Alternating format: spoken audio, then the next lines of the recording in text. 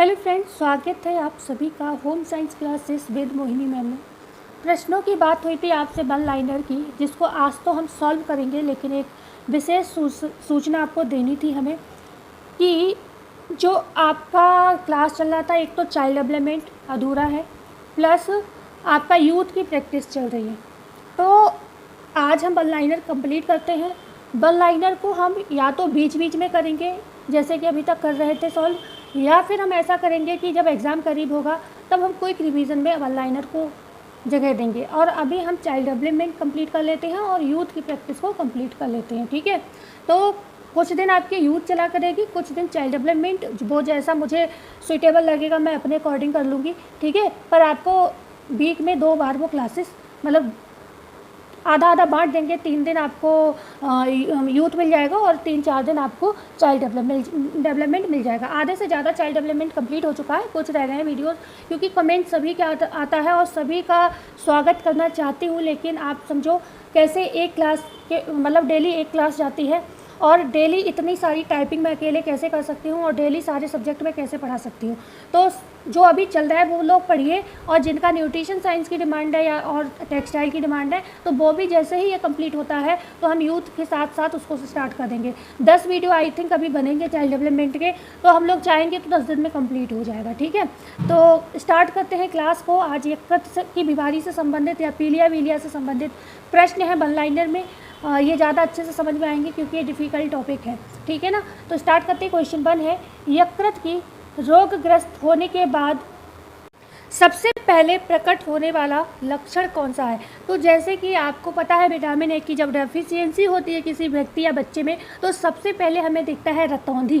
ठीक ऐसे ही, हालांकि आप जब कोड लगाओगे नेट के पेपर में तो पीलिया को ज़्यादातर सेकेंड नंबर पर रखा गया है, लेकिन आप बुक पढ़ोगे, या वो भी हम ऑथेंटिक बुक की बात कर रहे हैं तो उसमें सबसे पहले पीलिया को ही रखा गया है, ठीक है। पीलिया सबसे पहले प्रतीत होता है, और अगर ये दिया हुआ हो कि बिलिरुबिन की मात्रा बढ़ना तो सबसे पहले वो होगा, क्योंकि पहले मात्रा बढ़ती है तभी आपको पीलिया देखने को मिलता है, ठीक है।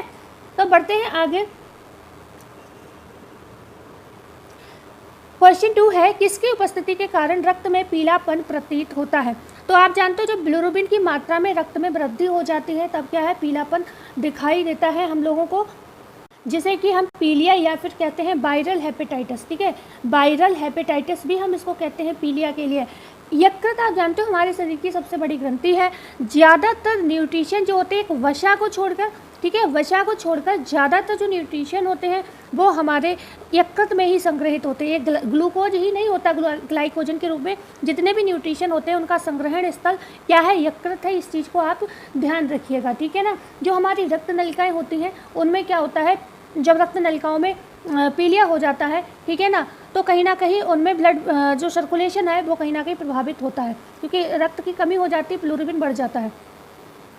क्वेश्चन है यहाँ पर 3, जब पीलिया छुपे हुए रूप में होता है तब इसे कहते हैं। जब पीलिया आपको पता ना चले पर है अंदर, जांच में पता चलता है तो हम उसको प्रच्छन्न जॉइंटिस या फिर लेटेंट जॉइंटिस कहते हैं। 2 तरीके की जॉइंटिस आपसे विशेष तौर पर पूछी जाती है और ये नेट वालों के लिए हाँ काफ़ी इंपॉर्टेंट हो जाती हैं, लेकिन वन लाइनर में आपको पता है टीजीटी पीजीटी में भी ऐसे प्रश्न बनते हैं। तो और दूसरी होती है नैदानिक पीलिया, ठीक है। एक होती है प्रच्छन्न जॉइंटिस, दूसरी होती है नैदानिक, जिसको हम क्लिनिकल जॉइंटिस कहते हैं। इन दोनों के डिफरेंस की अगर हम बात करें कि दोनों में डिफरेंस क्या है, तो यहाँ पर ध्यान रखिएगा, जब आपके रक्त में बिलिरुबिन की थोड़ी मात्रा बढ़े, मतलब थोड़ी मात्रा से यहाँ पर कह सकते हैं अगर 100 मिलीलीटर रक्त में ही हम सारी चीज़ों का मेजरमेंट करते हैं, चाहे शुगर हो चाहे आपका बीपी, मतलब कोई भी चीज़ हो, हम इसी में मापते हैं। तो बात करेंगे यहाँ पर इतने में, अगर 100 मिलीलीटर आपने रक्त लिया है और उसमें आपने जांच कराई बिलिरुबिन की, तो अगर आपके उसमें 0.2 से 0.8 तक आ रहा है, बिलिरुबिन की मात्रा इतनी तो होनी चाहिए। ये एक नॉर्मल, जैसे शुगर हमारी बॉडी में होता है, एक नॉर्मल होता है, वो होना ही चाहिए, ठीक है। उससे कम होना और उससे ज़्यादा होना घातक होता है। तो 0.8 से लेकर जो 0.8 तक मात्रा होती है बिलिरुबिन की 100 मिलीलीटर रक्त में, ये सही मात्रा होती है। लेकिन यहाँ पर 0.8 से अगर अधिक हो गई, ठीक है, और ये अधिक हुई तो हुई मतलब अगर 2% से कम है, मान लो, ठीक है, 2% से कम है और 0.8 ग्राम से क्या है, अधिक है। तो इसी पीलिया को हम क्या कहते हैं, प्रच्छन्न या छुपी हुई पीलिया कहते हैं, लेटेंट जॉइंटिस कहते हैं। तो बात आती है कि नैदानिक पीलिया हम किसी कहेंगे, तो जब 2 मिलीग्राम % से अधिक हो जाए सीरम, मतलब 2, यहाँ पर हमने क्या कहा 0.8 से लेकर 2% से अगर कम है, ठीक है, 2% से कम, मतलब इससे ऊपर है 0.8 से, लेकिन 2% से कम है, तब तो लेटेंट है, प्रच्छन्न है, मतलब छुपे हुए रूप में है, आपको नहीं प्रतीत हो रही है, लेकिन कहीं ना कहीं अगर आप चेक कराते हो रक्त का तो उसमें ये आ जाएगी कि हाँ आपको पीलिया है, सामने से कोई लक्षण प्रतीत नहीं हो रहा है। लेकिन 2% से जैसे ही बिलिरुबिन की मात्रा अधिक बढ़ती है तो इसको हम नैदानिक पीलिया या फिर क्लिनिकल जॉइंटिस कहते हैं। इसमें क्या होगा, आपको आँखें हैं, श्लेष्मिक झिल्ली है, त्वचा का रंग है, सब कुछ स्पष्ट रूप से पीला दिखाई देने लगेगा, ठीक है ना। क्यों? क्योंकि आपके रंग कण जो होते हैं, जो पिगमेंट होते हैं आपके ब्लड में, वो पूरी तरह से प्रभावित हो चुके होते हैं, उसका रंग पीला हो चुका होता है, ठीक है ना। तो ये चीज़ होती है कि मतलब मात्रा पर डिपेंड करता है कि कौन सी लेटेंट जॉइंटिस होगी और कौन सी आपकी क्लिनिकल जॉइंटिस होगी। 2 तरीके की ये जॉइंटिस इसमें पाई जाती हैं। ओके, ध्यान रखिएगा, ये इंपॉर्टेंट है। लेटेंट और कह सकते हैं आपसे, जो अभी हम बात कर रहे थे क्लिनिकल की, ये नॉर्मल वन लाइनर में आपसे टीजीटी पीजीटी में भी पूछा जा सकता है, तो आपको पता होना चाहिए। क्वेश्चन 4 है, जब रक्त में 2 मिलीग्राम % से अधिक सीरम बिलिरुबिन हो तो उसे कहते हैं, अभी हमने समझाया क्या, नैदानिक पीलिया या क्लिनिकल जॉइंटिस कहते हैं। ओके, नवजात शिशु में किस एंजाइम, क्वेश्चन नंबर 5 है, नवजात शिशु में किस एंजाइम के अपर्याप्त उत्पादन होने से बिलिरुबिन अत्यधिक मात्रा में बढ़ जाता है और पीलिया हो जाता है। ए है ग्लूकुरोनाइल ट्रांसफरेज, इसको बोलते हैं, थोड़ा सा डिफिकल्ट है, ग्लूकुरोनाइल ट्रांसफरेज इसका नाम है। नवजात शिशुओं में जो अपर्याप्त उत्पादन होने से, एंजाइम के अपर्याप्त उत्पादन होने से बिलिरुबिन की जो मात्रा बढ़ती है, उस पीलिया को क्या कहते हैं, ग्लूकुरोनाइल ट्रांसफरेज कहते हैं। ये नवजात शिशुओं में होता है। सबसे बड़ी चीज़ इसको याद रखिएगा, अगर नवजात शिशुओं में आपसे पूछा जाए तब ये आंसर होगा, ठीक है ना। क्या होता है, एंजाइम की कमी के कारण, ठीक है, अपर्याप्त हो रहा है या फिर कमी हो रही है तब ये होता है।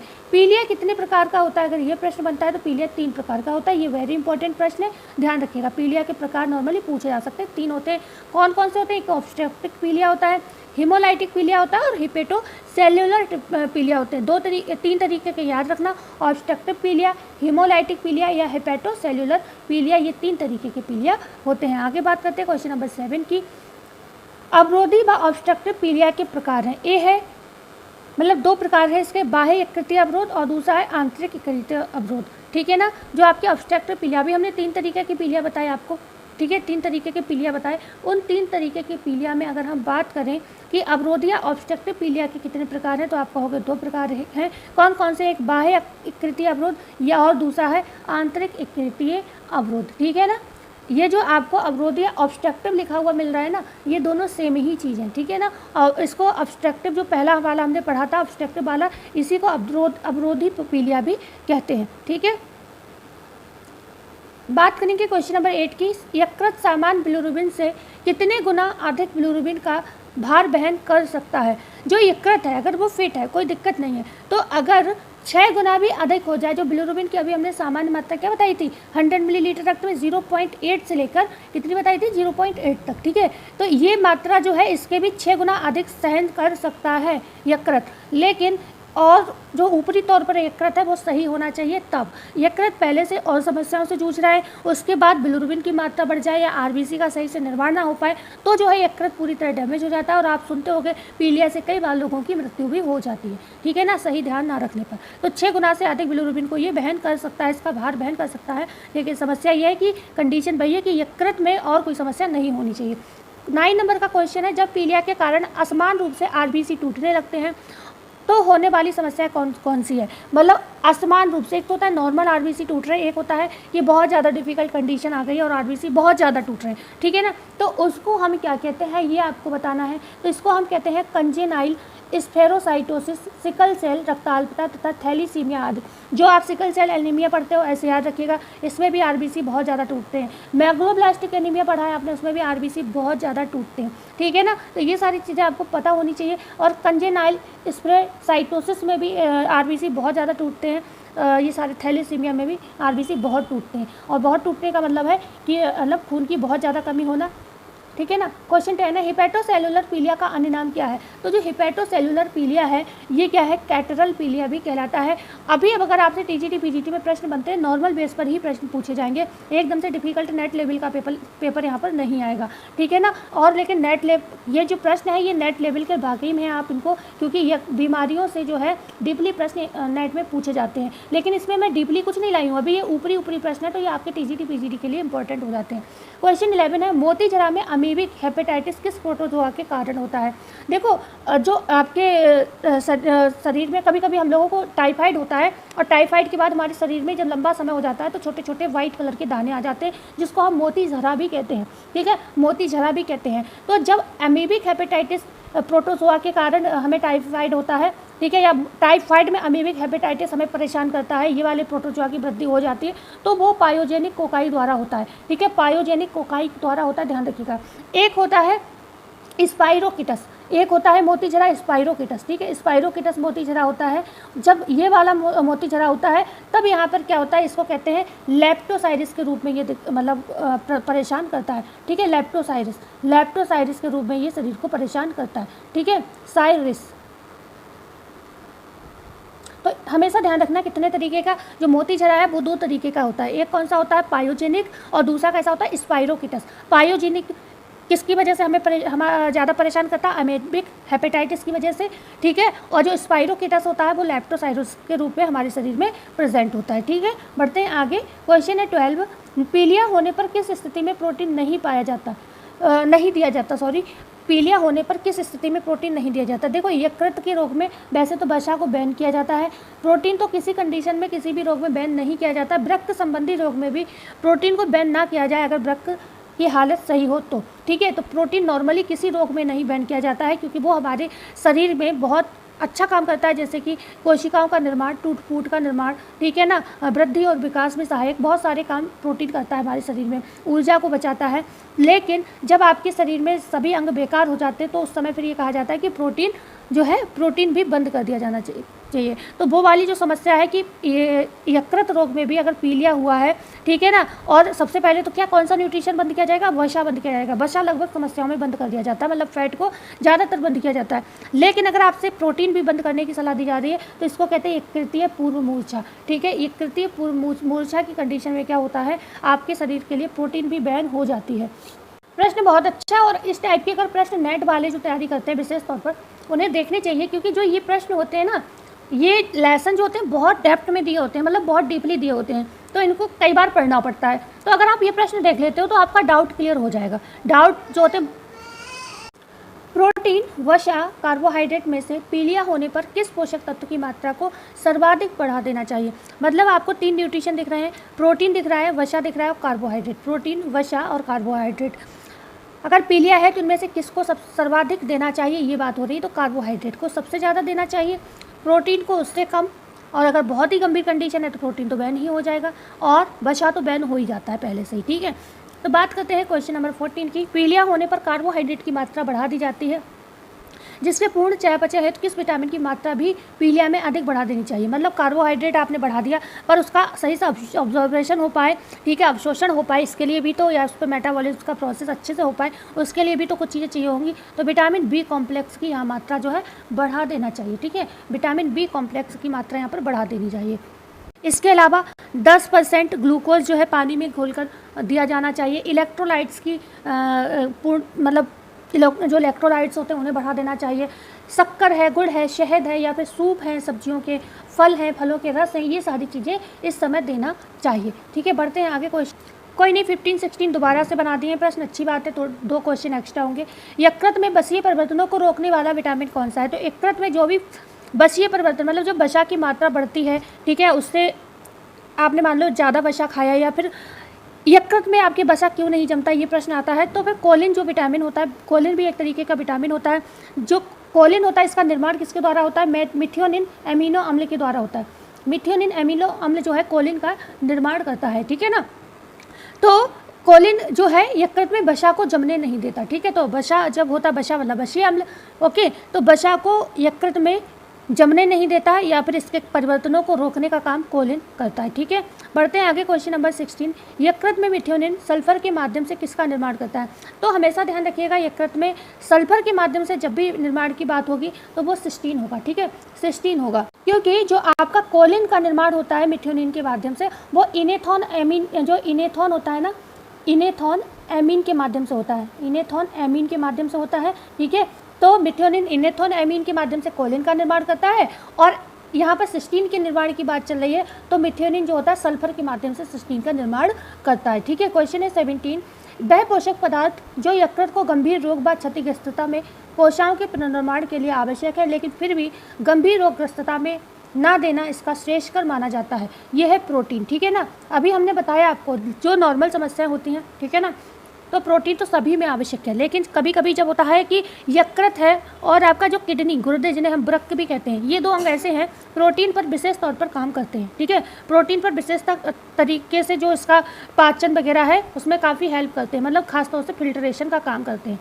ठीक है, तो लेकिन जब ये अंग बहुत ज़्यादा डैमेज हो तो सबसे पहले प्रोटीन को बैन कर देना चाहिए, क्योंकि प्रोटीन का जो भी प्रोसेस होता है उसमें काफ़ी हार्ड वर्क करना पड़ता है। ठीक है, बढ़ते हैं आगे। क्वेश्चन नंबर 18, ग्लूकोज 6 फॉस्फेटेज इस एंजाइम की कमी के कारण होने वाला रोग कहलाता है। ठीक है ना, ग्लूकोज फॉस्फेटेज जो होता है, ग्लूकोज 6 फॉस्फेटेज की कमी के कारण, जो एंजाइम की कमी के कारण जो रोग होता है वो बॉन जर्क रोग कहलाता है। ये प्रश्न आपका बन सकता है, बॉन जर्क रोग। ये बॉन जर्क रोग में होता क्या है, जब यकृत और गुर्दे होते हैं कार्बोज का अत्यधिक जमाव कर लें। आप जानते हो यकृत में ग्लाइकोजन का जमाव होता है, ग्लूकोज ग्लाइकोजन के रूप में जमता है, लेकिन इसकी मात्रा अधिक जमने लगे तो हम उसको बॉन जर्क रोग होने का भय रहता है और उसको बॉन जर्क रोग कहते हैं। ठीक है, किसका, दोनों अंग की बात हो रही है, यकृत में भी प्लस गुर्दे, यकृत प्लस गुर्दे, खाली यकृत की बात नहीं हो रही। अगर यकृत और गुर्दे दोनों में क्या है, कार्बोहाइड्रेट जमने लगे, ठीक है, तो उसको हम बॉन जर्क रोग कहते हैं। ठीक है, जो ग्लूकोज 6 फॉस्फेटेज की कमी के कारण होता है। ठीक है ना,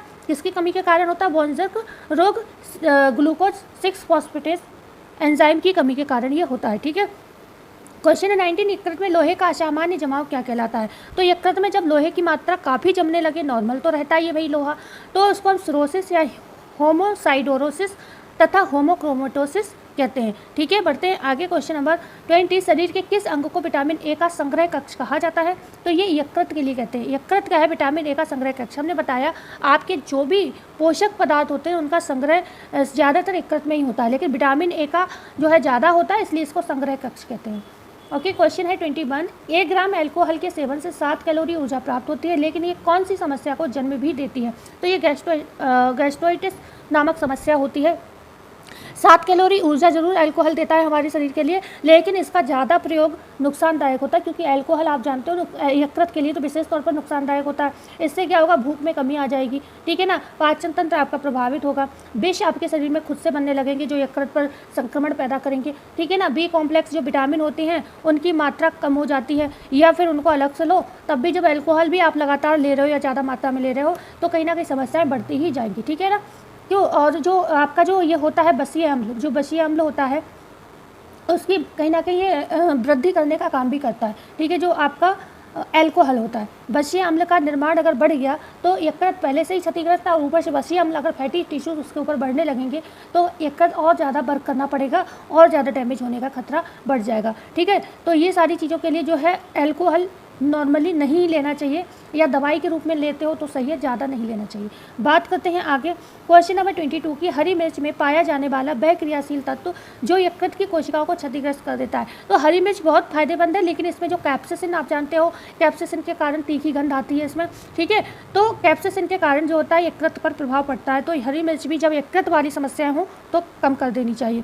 बात करते हैं 23, यह यकृत की सबसे गंभीर बात दीर्घ अवस्था है। तो जो आप सिरोसिस पढ़ते हो ना, सिरोसिस जो होती है यकृत की सबसे गंभीर अवस्था मानी जाती है। ठीक है, बढ़ते हैं आगे। क्वेश्चन नंबर 24, यकृत सिरोसिस के प्रकार कितने अगर पूछे जाएं तो यकृत सिरोसिस के भी 3 प्रकार हैं। कौन कौन से? Diffuse, hepatic, fibrosis. इनको ऐसे ही याद रखो। ठीक है, 4 ऑप्शन में पूछा जा सकता है, हो सकता है डी ऑप्शन आपको ऊपर एक तो सभी मिल जाए, तो एक बार तब भी ये पता होनी चाहिए। ये तो तुक्के की बात है कि डी ऑप्शन आपको यही मिल जाए, हो सकता है इनमें से 1-2 प्रश्न मतलब ये उठा लिए जाएँ कि यकृत सिरोसिस का प्रकार कौन सा है, और 2-3 आपसे किसी और के प्रकार डाल दिए जाएँ। ठीक है, तो इनको पता होगा, याद करोगे तभी आप आंसर कर पाओगे। तो डिफ्यूज, हेपेटिक, फाइब्रोसिस। दूसरा है पोस्ट नेक्रोटिक स्केरिंग और तीसरा है बिलियरी सिरोसिस। तो यकृत सिरोसिस के 3 प्रकार होते हैं, सबसे पहले तो ये पता होना चाहिए। और उसके बाद diffuse hepatic fibrosis, post necrotic scarring और बिलियरी सिरोसिस को याद कर लेना चाहिए। लास्ट प्रश्न है आज की क्लास का, डिफ्यूज हेपेटिक फाइब्रोसिस यकृत संबंधी समस्या का नाम क्या है अन्य? तो पोर्टल या लीनस सिरोसिस इसको कहते हैं। ठीक है, डिफ्यूज हेपेटिक फाइब्रोसिस जो है यकृत संबंधी बीमारी, ये सिरोसिस की पहली स्टेज है। ठीक है ना, तो इसको पोर्टल या लीनस सिरोसिस कहते हैं। तो आज की क्लास यहीं पर एंड होती है। क्लास जैसी भी लगी हो बताना ना भूलिएगा, लाइक कर दीजिएगा, शेयर कर दीजिएगा, चैनल को सब्सक्राइब जरूर करिएगा। मिलते हैं कल, धन्यवाद।